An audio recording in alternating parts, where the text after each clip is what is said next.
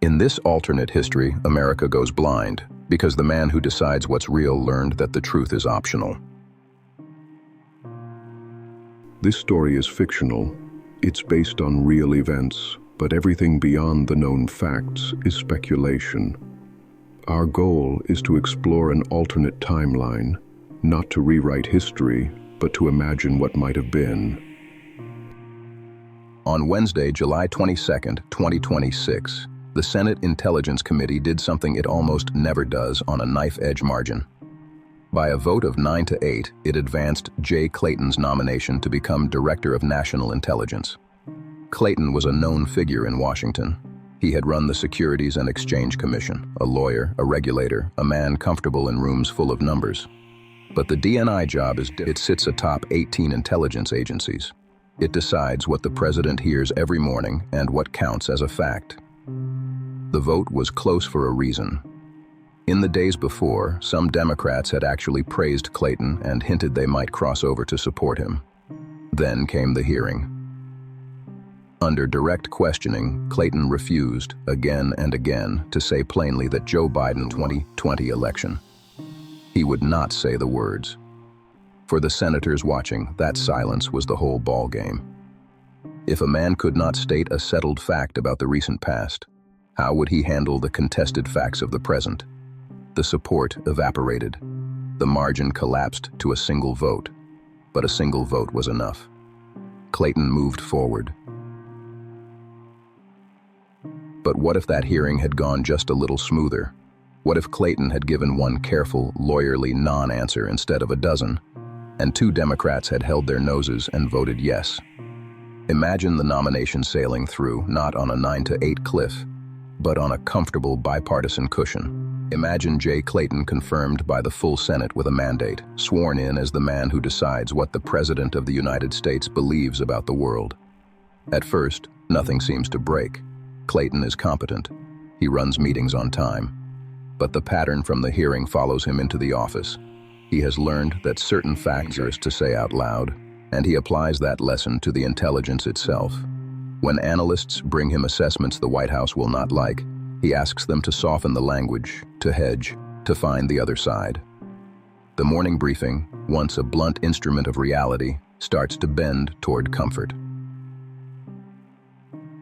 The first domino falls quietly in a windowless room over a report about a foreign adversary massing forces near a border. The raw intelligence is alarming.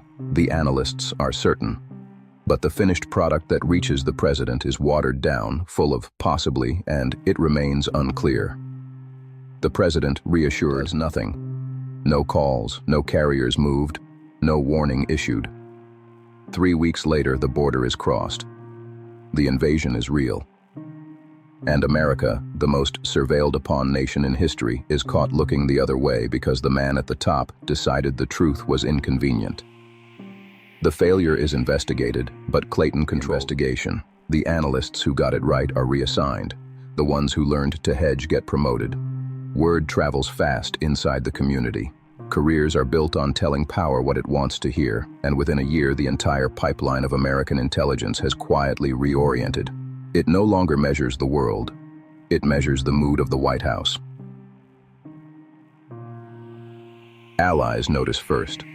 Intelligence sharing runs on trust, and the partners who feed America their secrets begin to wonder where those secrets go and whether what comes back is real. One by one, the closest allies start holding material back. A network built over 80 years, the thing that let America see around corners, begins to go dark. The country's eyes cloud over just as the world grows more dangerous. Adversaries notice second, and they move to exploit it. They feed disinformation into channels they know Clayton's compliant agencies will accept, because those agencies no longer push back on stories that flatter the leadership. False assurances flow up. Real threats get buried as unconfirmed. The president is now making decisions inside a hall of mirrors, and he does not know it because every mirror tells him he is right. Then the politics turn inward. An intelligence apparatus trained to please one man is an apparatus that can be pointed at rivals. Surveillance tools built for foreign enemies get quietly aimed at domestic critics, at journalists, at opposition figures. Leaks appear precisely timed, always damaging to the same side. Nobody can prove where they come from. The watchdogs have been defanged. Trust in the vote, in the courts, in the news, erodes a little more each week. The country stops agreeing on what is real, and a nation that cannot agree on reality cannot govern itself. The end state does not arrive with a bang. It arrives as a slow blindness. A major crisis finally breaks, a real one, a shooting conflict that pulls in nuclear powers, and the president has no true picture of it.